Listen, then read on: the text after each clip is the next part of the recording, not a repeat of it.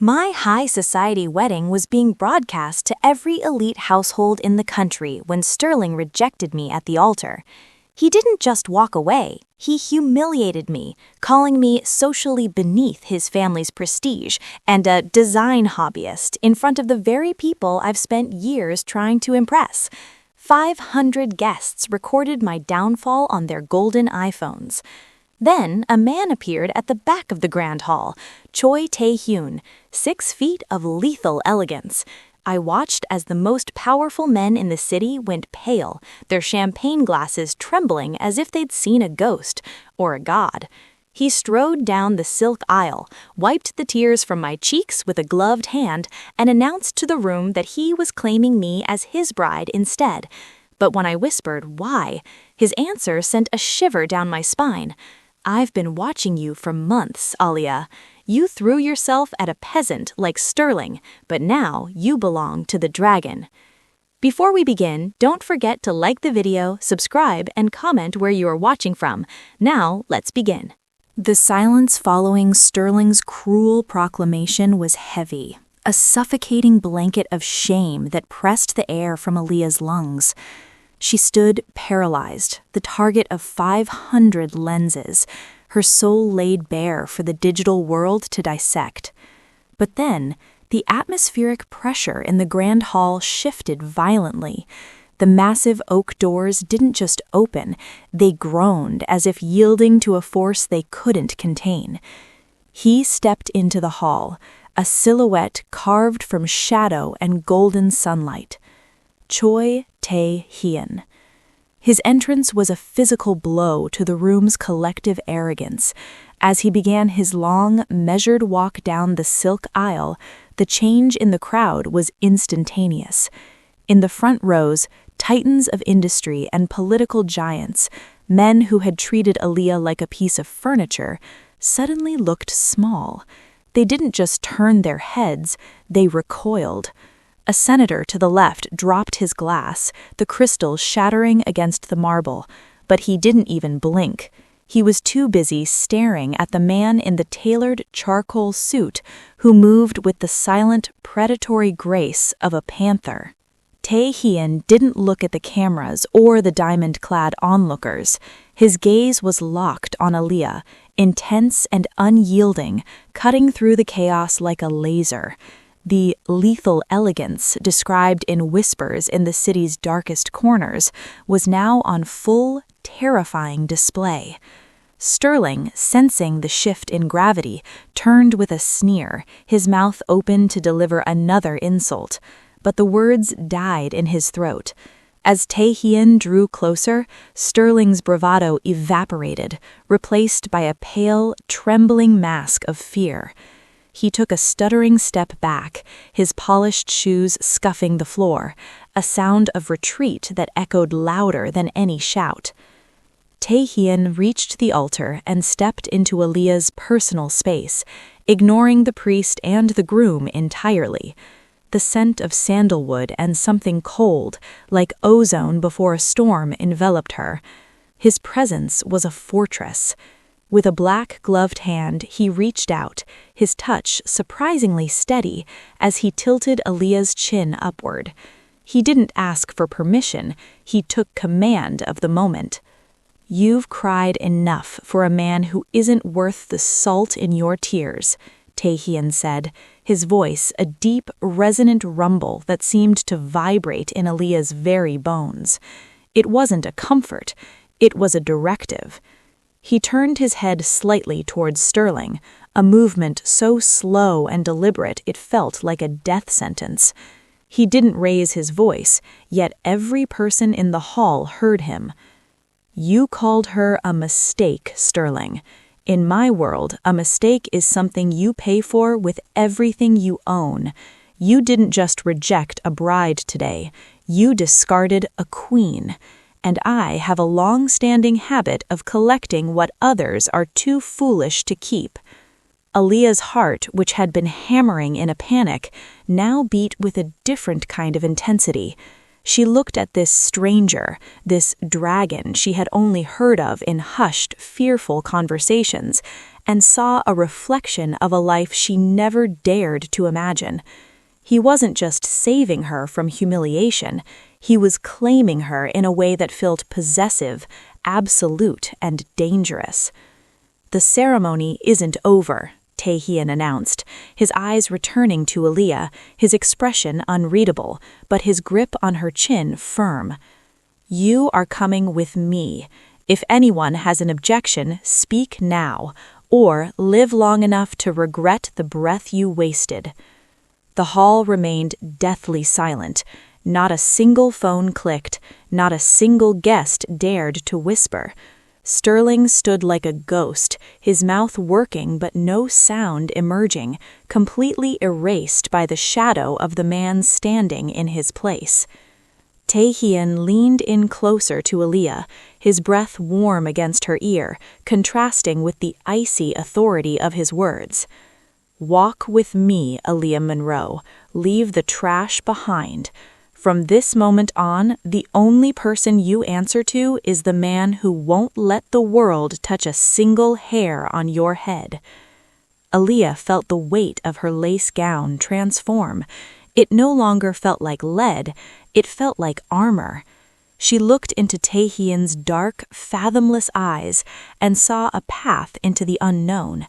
She didn't know where he was taking her or what the dragon truly wanted from her, but as he laced his fingers through hers, his grip cold and unbreakable, she knew the girl who had walked down the aisle was dead. As they turned their backs on Sterling and the elite of the city, walking together towards the open doors, Aaliyah realized she hadn't just been saved, she had been claimed by a storm, and as the sunlight swallowed them whole, she didn't look back once. The transition from the sweltering heat of the public gaze to the interior of Tae-hyun's obsidian limousine was like stepping into a tomb, quiet, chilled, and smelling of expensive leather and steel. Aaliyah sat as far into the corner as the seat would allow, her voluminous lace gown spilling across the floorboards like a dying swan. Outside, the world was a blur of neon and palm trees, but inside there was only the steady, rhythmic breathing of the man who had just dismantled her life to claim it for his own. Tae-hyun didn't speak. He stared out the window, his profile etched in the dim light of the cabin like a statue of a forgotten god. Every time the car hit a bump, Aaliyah flinched, her mind replaying Sterling's sneer and the flashing lights of 500 phones. She was a mistake to the world, yet here she was, riding beside a man whose name was spoken only in whispers of dread. The fear was a cold weight in her stomach. She was waiting for the mask to slip, for the dragon to show the teeth that made senators tremble. The car eventually glided through massive wrought iron gates that hissed shut behind them with a finality that made her heart skip. The estate was a monolith of glass and concrete, perched on the edge of a cliff, a cold sanctuary that looked more like a fortress than a home. When the door opened, the night air hit her, salty and sharp. "Come," Tae-hyun said, his first words since they had left the hall. He didn't wait for her, but he didn't move fast either, his pace measured to ensure she could navigate the gravel in her heels. As they entered the foyer, the sheer scale of his power became suffocating. Armed men stood like shadows in the corners, their eyes fixed forward, acknowledging Tae-hyun with nothing but a sharp, rhythmic bow. Aaliyah clutched her bouquet, now wilted and bruised, closer to her chest. Her eyes darted toward the exits. She felt like a bird trapped in a palace of ice. Tae-hyun stopped abruptly in the center of a room filled with priceless art and floor-to-ceiling windows overlooking the crashing surf. He turned to face her, and Aaliyah braced herself, expecting the possessive declaration to turn into a demand. Instead, his gaze softened for a fraction of a second as it landed on her hands. "You're bleeding," he noted, his voice losing its jagged edge. Aaliyah looked down. The thorns of her roses had pierced her palms during her panic at the altar, staining the white lace of her gloves with small, blooming dots of crimson. She hadn't even felt it. I'm nothing, she whispered, her voice cracking. Compared to the rest of today, it's nothing. Without a word, Tae-hyun crossed the distance between them. Aaliyah's breath hitched, her back hitting the cold glass of the window, but he didn't loom over her. He reached out and gently took the bouquet from her frozen fingers, setting the flowers aside as if they were trash. Then he took her hand. His touch was a shock. It wasn't the rough grip of a kidnapper or the cold dismissal of Sterling. His fingers were warm, his movements incredibly precise as he began to peel back the stained lace of her glove. "In my house, nothing is nothing," he murmured, his dark eyes meeting hers.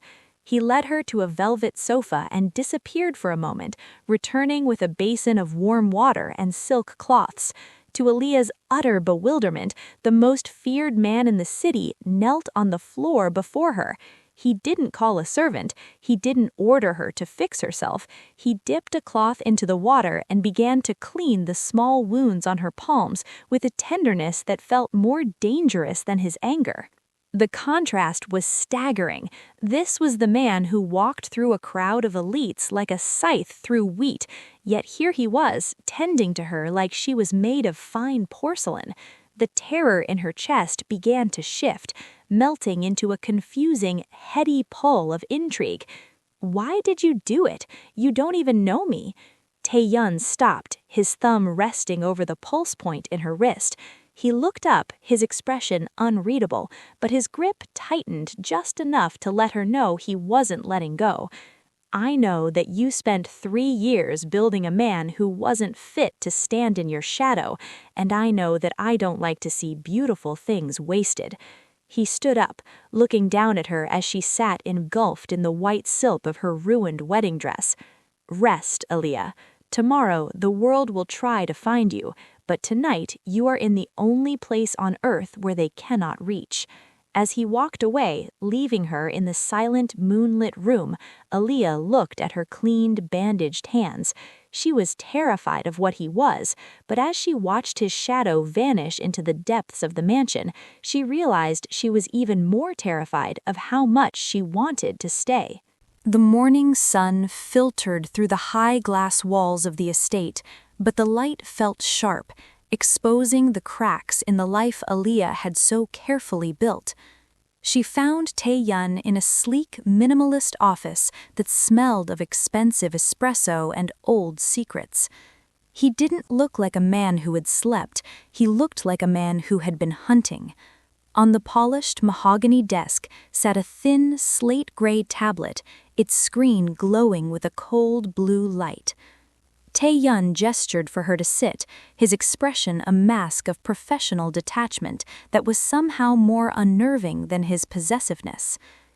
"You spent 3 years believing you were Sterling's partner," he began, his voice a low, steady vibration. "You thought your marriage was the union of 2 families, but Sterling saw it as the acquisition of an asset, one he intended to liquidate the moment he'd stripped it of value." He slid the tablet toward her. Aaliyah's fingers trembled as she touched the screen. The first folder was labeled Project Muse. Inside were hundreds of her sketches, designs she had shared with Sterling in the privacy of their home, pieces she had intended for their future joint label. But the headers on the files didn't bear her name. They were watermarked with the insignia of Sterling's family firm, dated months ago, and filed under a patent application listing Sterling as the sole creator. "He didn't just reject you, Aaliyah," Tae-hyun said, leaning back as he watched her eyes widen. "He was waiting for the wedding day to trigger a specific clause in the prenuptial agreement his lawyers drafted, the one you signed without fully reading because you trusted him." Aaliyah scrolled further, her breath hitching. She found a chain of encrypted emails between Sterling and a rival fashion house in Paris. "The designs are secured. Once the public scandal breaks and her reputation is destroyed at the altar, she'll be too radioactive for anyone to hire. We'll claim she stole the designs from us. She'll have no choice but to sign over the remaining intellectual property for pennies just to avoid a lawsuit. The betrayal was a physical weight, heavier than the lace of her wedding gown. Sterling hadn't just stopped loving her, he had never loved her at all. The public humiliation wasn't a moment of cold feet, it was a calculated business move designed to bankrupt her spirit and her career simultaneously. He wanted her broken so he could own the brilliance he was too untalented to produce himself. He called you a mistake to ensure no one would look closer at your talent, Tae-hyun whispered, moving to stand behind her. His presence was a dark, grounding force. He wanted the world to see a discarded woman, not the genius behind the sketches that are currently projected to save his family's failing empire. Aaliyah felt a hot, sharp spark of rage ignite in the center of her chest, burning through the lingering fog of heartbreak. She looked at the man standing over her, the dragon who had seen through the theater and found the truth. "Why are you showing me this?" she asked, her voice vibrating with a new, dangerous edge. "If you're as ruthless as they say, you could have used this to blackmail him yourself." Tae-hyun leaned down, his face inches from hers, his eyes reflecting the cold blue light of the evidence. "I don't need to blackmail a man who is already dead in my eyes.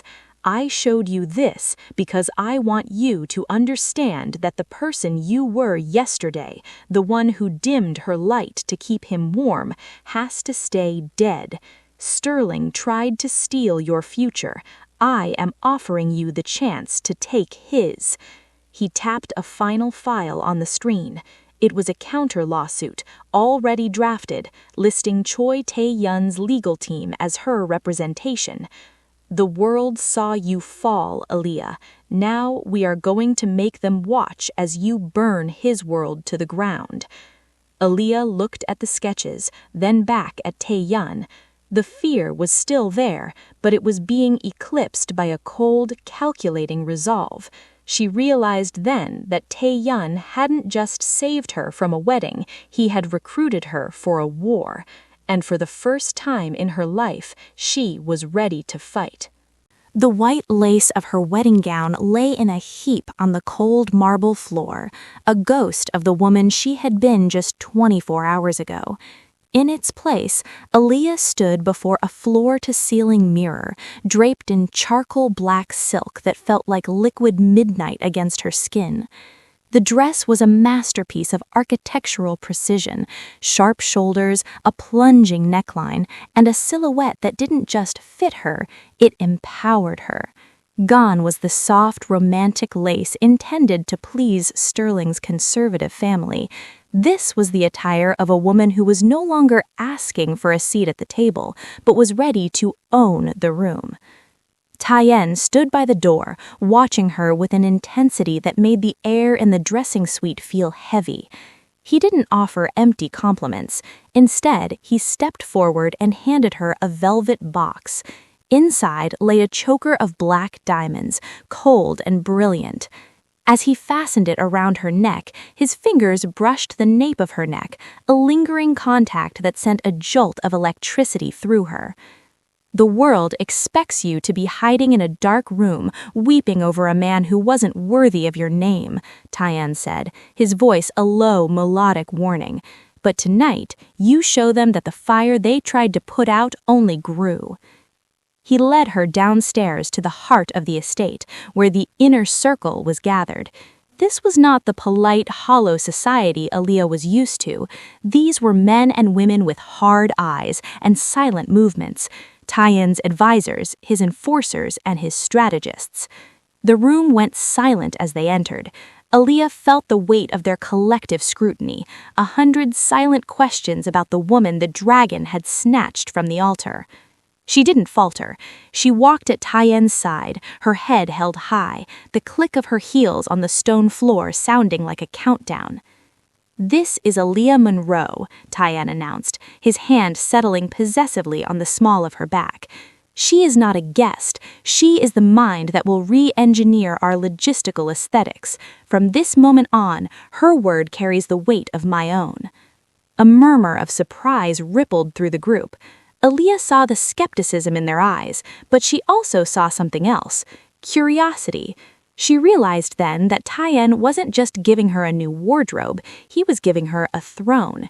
He was placing her in a world where power was the only currency, and for the first time in her life, she felt she had plenty to spend. She moved through the room, engaging with his top lieutenants. She spoke of design systems, of supply chain aesthetics, and of the hidden flaws she had noticed in Sterling's operations, flaws she could now exploit. As she talked, the vulnerable bride mask crumbled away completely. Her voice was steady, her insights sharp. She saw the skepticism in the room turn into a grudging, then genuine respect. By the time the night deepened, Aaliyah looked at her reflection in a glass partition. The woman staring back had dark, calculating eyes and a posture that commanded space. She was no longer a victim of a public tragedy. She was a participant in a grand design. Tae-hyun appeared at her shoulder, a glass of dark wine in his hand.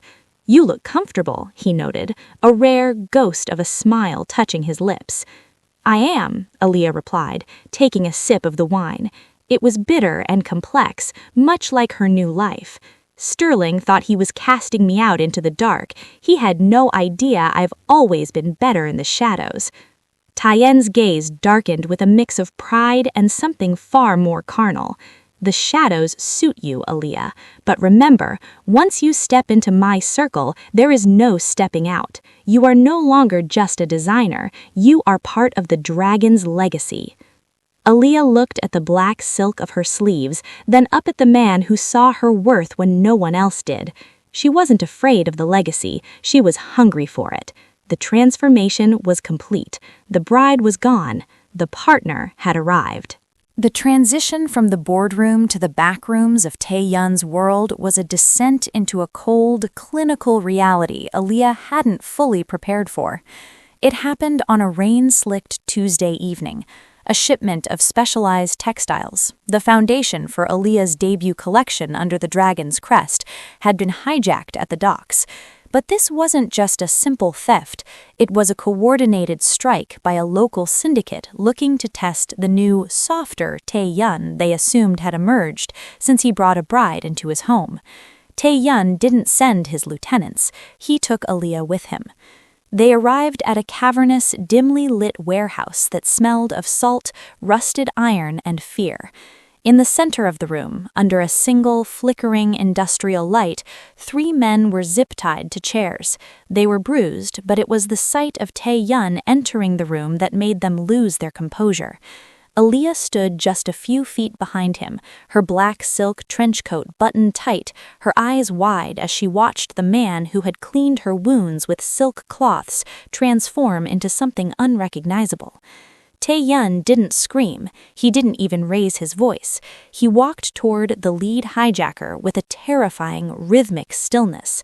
The man began to blabber, offering names and excuses, but Tae-hyun simply reached into his breast pocket and pulled out a silver fountain pen. "I gave you a territory to manage, not a business to disrupt," Tae-hyun said, his voice a low, lethal purr that echoed off the corrugated metal walls. When the man tried to lie again, Tae-hyun's movement was a blur. He didn't strike the man. He leaned in close, the silver pen pressed against the man's jugular. The precision was surgical. He spoke into the man's ear, a string of cold, calculated threats that caused the man to physically collapse in his restraints. It wasn't the threat of death that broke him. It was the realization that Tae-hyun knew exactly which parts of his life to dismantle, his family's assets, his hidden accounts, his very legacy. "You thought because I saved a woman from an altar I had grown a heart. The truth is, I didn't save her to be kind. I saved her because she is mine, and you just touched my property." The shocking part wasn't the violence, it was the total absence of emotion. Tae-hyun looked at the man the way a gardener looks at a weed. He signaled to his men with a slight nod, a silent command that ended the conversation and sealed a fate Aaliyah didn't want to imagine. As they walked back to the car, the rain washing the tension from the air, Tae-hyun stopped and looked at Aaliyah. He searched her face for fear, for judgment, or for the urge to run. His hand, still steady, reached out to tuck a stray lock of hair behind her ear. "This is the shadow that protects the light you work in, Aaliyah," he said, his eyes fathomless. "My empire is built on the fact that I am more dangerous than the men who want to take it. Do you regret seeing it?" Aaliyah looked back at the warehouse, then at the man who stood before her. She saw the blood on his cuff, but she also remembered the betrayal of Sterling, the civilized man who had tried to ruin her with a smile and a pen. Sterling was a coward who hid behind lawyers. Tae-hyun was a wolf who stood in the rain. "No," Aaliyah replied, her voice surprisingly firm. "I'd rather be protected by a monster I understand than to be destroyed by a man who pretends to be a saint." Tae-hyun's grip on her arm tightened, a possessive, dark pride flickering in his gaze. He didn't offer an apology for the ruthlessness she had witnessed. Instead, he opened the car door for her, ushering her back into the luxury that was bought with the very shadows they had just left behind. Aaliyah sat in the back of the limousine, the silence between them no longer filled with uncertainty, but with a grim, shared understanding. She was no longer just his project, she was becoming his accomplice. The grand metropolitan ballroom was a hive of forced laughter and expensive perfume, the very epicenter of the world that had tried to bury Aaliyah Monroe. This was the annual Diamond Gala, the first time the city's elite had gathered since the Altar disaster. Sterling was there, standing near the champagne fountain, holding court with a smug grin as he prepared to debut his new collection, the designs he had stolen from Aaliyah. He looked like a man who had won, convinced that Aaliyah was currently rotting in some cheap apartment, too ashamed to show her face. Then the heavy brass doors swung open and the room's oxygen seemed to vanish. Aaliyah didn't enter the room, she took possession of it. She was draped in a structural gown of midnight blue velvet that caught the light like deep water, her skin glowing against the dark fabric. But it was the man at her side that turned the guest's blood to ice. Choi Tae-hyun walked with his usual lethal poise, his hand resting firmly on the small of Aaliyah's back, his presence a silent warning to anyone who dared to breathe her name. The silence was instantaneous. It rippled from the entrance to the back of the hall, a wave of stunned disbelief. Sterling's glass stopped halfway to his lips, his face draining of color until he looked like a wax figure melting under the ballroom's heat. He had expected a victim. He was looking at a predator. Aaliyah felt the hundreds of eyes on her, the same eyes that had watched her cry at the altar, but she didn't feel the sting of shame. She felt the cold, hard weight of the black diamond choker Tae-hyun had fastened around her neck, and she felt the absolute security of the man beside her. She didn't look for approval. She looked for targets. "Steady," Tae-hyun whispered, his voice a low vibration meant only for her. "They are nothing but ghosts in your house now." They moved through the crowd like a knife through silk. People scrambled to make a path, their whispers frantic and hushed. Aaliyah didn't stop until she was standing directly in front of Sterling. The man who had called her a mistake was now shaking, his knuckles white as he gripped his champagne flute. "Sterling," Aaliyah said, her voice smooth and dangerous, carrying just enough volume for the surrounding socialites to hear. "I see you're still using that tired old vintage for your events, just like your designs, derivative and lacking a soul." Sterling's mouth worked, but no sound came out. He looked at Tae-hyun, whose gaze was so cold it seemed to physically pin Sterling to the spot. "Aaliyah, how are you here?" Sterling finally stammered. "I'm here to witness the end of your era," I replied, a small, chilling smile touching her lips. "I hope you enjoyed the designs I left for you, Sterling, because by tomorrow morning my legal team, backed by the Choi Group, will have served the injunction that strips your name from every sketch you stole." The gasps around them were like a chorus of shattering glass. Sterling looked around, realizing for the first time that the socially beneath woman he had discarded was now the most powerful person in the room. He reached out as if to grab her arm, but Tae-hyun moved a fraction of an inch closer. It was a subtle shift, but Sterling flinched as if he'd been struck. "Don't," Tae-hyun warned, his voice a deathly calm purr. "Now you're going to learn how to listen." Aaliyah didn't wait for a response. She turned her back on him, a final public execution of his relevance, and walked toward the center of the ballroom. She had returned to the scene of her greatest humiliation, not to find closure, but to exact retribution. As she danced with Tae-hyun under the gaze of the world's elite, the stunned silence of the room became her favorite music. She wasn't just back, she was the new law of the land, and the dragon was there to ensure her reign was absolute. The aftermath of the gala brought a deceptive calm, a period of quiet before the inevitable strike. It happened deep within the labyrinthine halls of a private members' club where Tae-hyun had been lured under the guise of a peace offering from the city's shipping magnates. Aaliyah had sensed the trap the moment they stepped past the velvet curtains. The air was too still, the staff too scarce. They were in a private tasting room, the walls lined with vintage spirits and heavy oak, when the doors were locked from the outside. Suddenly, the shadows in the corners moved. 3 men, hired mercenaries from the very syndicate Tae-hyun had humbled weeks prior, emerged with suppressed pistols. But they hadn't accounted for the dragon being anything other than a lone wolf. Tae-hyun reacted with the fluid, lethal grace Aaliyah had come to expect, overturning the heavy tasting table to provide cover as the first suppressed rounds hissed through the air, shattering a row of crystal decanters. But as he drew his own weapon, his shoulder caught a glancing blow, the impact staggering him. For a terrifying second, the man who had been her fortress looked vulnerable, his blood a stark contrast against his white dress shirt. Aaliyah's heart hammered a frantic rhythm against her ribs, but her mind remained ice cold. She realized she couldn't outmuscle these men, but she could outthink them. Her eyes darted across the room, landing on the ornate gas fireplace and the high-proof spirits lining the shelf above it. Instead of screaming, Aaliyah moved with silent, desperate precision.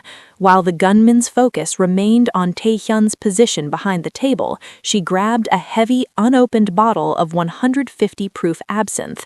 She didn't throw it at the man, she threw it directly into the roaring gas fireplace. The explosion of blue flame was instantaneous and blinding, a roar of heat that filled the small room and acted as a flashbang. The gunman flinched, shielding his eyes from the sudden wall of fire. In that split second of disorientation, Aaliyah didn't run for the door. She grabbed a heavy brass candelabra and swung it with every ounce of her rage, catching the lead gunman across the temple just as he tried to regain his aim. The man collapsed in a heap of silk and steel. "Tae-hyun, left!" Aaliyah screamed, her voice cutting through the ringing in her ears. Alerted by her warning, Tae-hyun used the distraction to lunge from behind the table. Despite his injured shoulder, his movements were precise. He neutralized the remaining 2 threats before they could adjust to the smoke and fire filling the room. The entire exchange had lasted less than 30 seconds. As the smoke began to clear and the sprinkler system hissed to life, Tae-hyun stood among the fallen men, his chest heaving. He looked at the unconscious gunman at Aaliyah's feet, then at the candelabra still clutched in her trembling hands. His dark eyes, usually so controlled, were wide with a mix of shock and a new, burning respect. He didn't check his own wound first. He walked to her, his boots crunching on the shattered glass of the absinthe bottle, and took the brass weapon from her hands. "You didn't run," Tae-hyun murmured, his voice thick with an emotion she couldn't quite name. "I'm done running, Tae-hyun," Aaliyah replied, her breath coming in ragged gasps as the adrenaline began to fade. "You told me I was part of your legacy. A legacy doesn't hide behind a table while its partner fights alone." Tae-hyun reached out, his hand stained with his own blood, and pulled her into his chest. The hug was tight, almost painful, a possessive claim that felt different than before. It wasn't just the dragon protecting his prize, it was a king acknowledging his queen. "I chose well," he whispered against her hair, the heat of the fire still radiating behind them. In that moment of danger, Aaliyah had proven the one thing the world, and perhaps even Tae-hyun, had doubted. She wasn't a victim to be saved, and she wasn't a mistake to be discarded. She was a force. And as they walked out of the smoke-filled room, Tae-hyun leaning slightly on her for support, Aaliyah knew that her place at his side was no longer a gift he had given her. It was a position she had earned. The destruction of Sterling was not a sudden explosion, but a cold, surgical dismantling that began at dawn. Tae-hyun did not believe in simple revenge. He believed in the total erasure of a man's pride. From the comfort of the estate's glass-walled study, Aaliyah watched as the dragon moved his pieces across the board with a terrifying, quiet efficiency. Sterling had valued his family legacy above all else, and so Tae-hyun made that legacy the first thing to burn. It started with the banks. By noon, the credit lines that sustained the Sterling fashion house were frozen. Tae-hyun had spent weeks quietly acquiring the debt notes of Sterling's holding companies through a web of offshore subsidiaries. With a single phone call, he triggered the default clauses. Sterling's old money prestige evaporated as his accounts were seized, leaving the family name as nothing more than a liability. Next came the designs. The legal injunction Aaliyah had promised at the gala hit like a sledgehammer. Tae-hyun's legal team didn't just sue, they unleashed a media blitz that showcased the side-by-side evidence of Sterling's theft. By the afternoon, the board of directors, men who had laughed at Aaliyah behind their Scotch glasses, voted unanimously to strip Sterling of his title and his shares. He was officially a pariah in the industry he had once thought he owned. But the final blow was personal. Aaliyah stood on the balcony of the estate, her black silk robe fluttering in the wind, as a battered, desperate Sterling pulled up to the gates in the only car he had left. He was no longer the composed, distant groom from the altar. His tuxedo was rumpled, his hair disheveled, and his eyes were wild with the panic of a man who had lost everything. Tae-hyun didn't even go down to meet him. He stood beside Aaliyah, his hand resting on the nape of her neck, watching the security feed on his tablet. "He wants to beg," Tae-hyun noted, his voice a low, pitiless rumble. "He thinks there is a price he can pay to make the bleeding stop." "There isn't," Aaliyah said, her voice steady and devoid of the pain that had once defined it. They watched as Sterling fell to his knees in the gravel of the driveway, shouting Aaliyah's name toward the high glass windows. He pleaded for mercy, promising to return the designs, to apologize publicly, to do anything if they would just stop the foreclosure on his family's ancestral home. He was a broken shell, the very mistake he had accused Aaliyah of being. Tae-hyun leaned into the microphone of the intercom system. He didn't shout, he didn't need to. "You made a calculation at that altar, Sterling. You decided that her tears were worth your profit. I simply adjusted the math." "Aaliyah, please," Sterling's voice cracked, audible even through the thick glass. "We were supposed to be a legacy." Aaliyah stepped forward, looking down at the small, frantic figure below.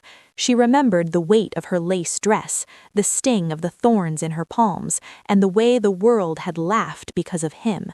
"I was always meant for a much larger one," she said into the receiver, her tone chillingly calm.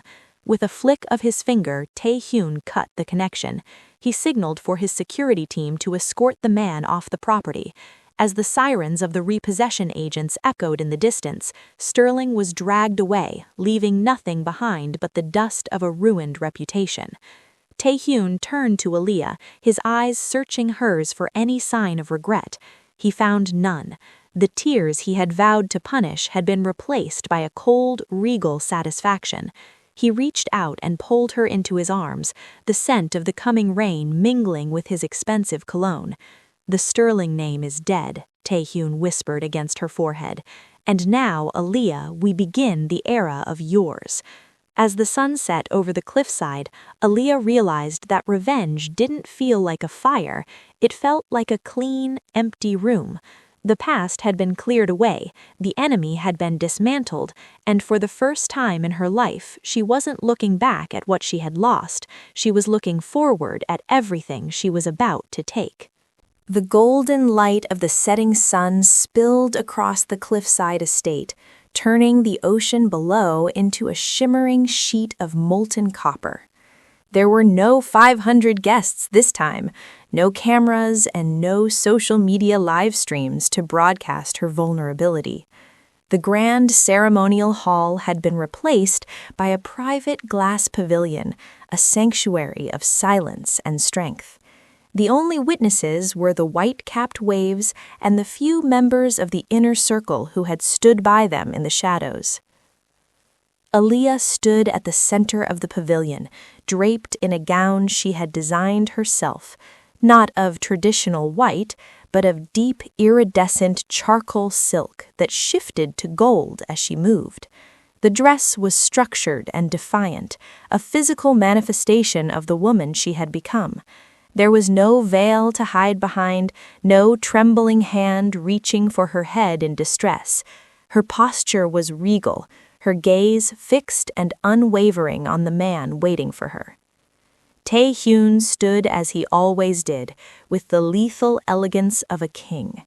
But as Aaliyah approached, the cold, unreadable mask he wore for the world finally fractured. In his eyes, she saw more than just possessiveness. She saw a profound, dark devotion. He didn't wait for her to reach him. He stepped forward, meeting her halfway, and took both of her hands in his. His grip was warm, grounding, and absolute. The vows they exchanged were not the hollow, rehearsed promises of a high society merger. They were the vows of two survivors who had found their match in the dark.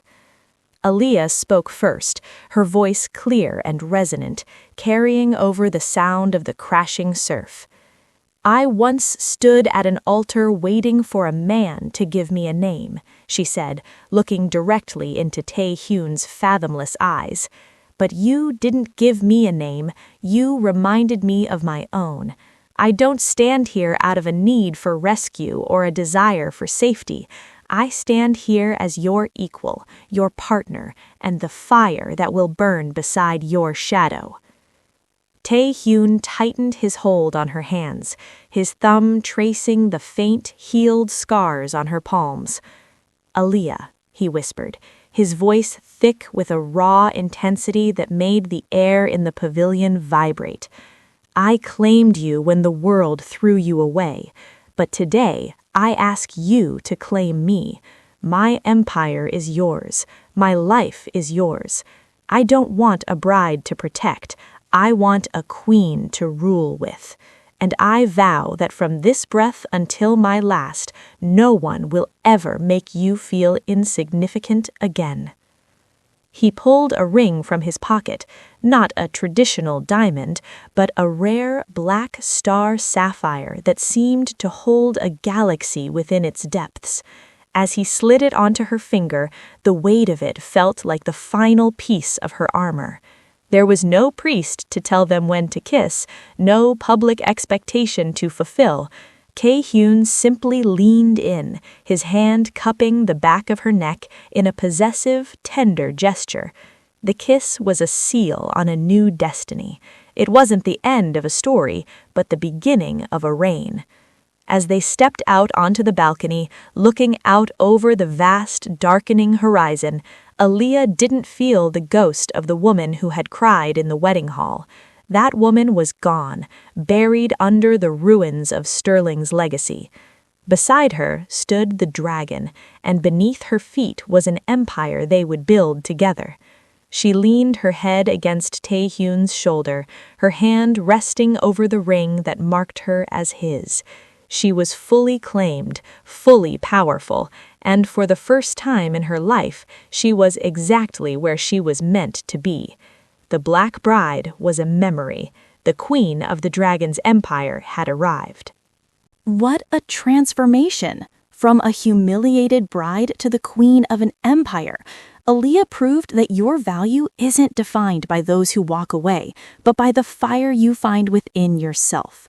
If you enjoyed this journey of retribution and romance, like this video if you think Sterling got exactly what he deserved. Subscribe to the channel so you never miss a new story of power, passion, and justice. Turn on the notification bell to be the first to get notified of our next video. Tell us in the comments, what would you have done if you were in Aaliyah's shoes at the altar? We'd love to hear your thoughts.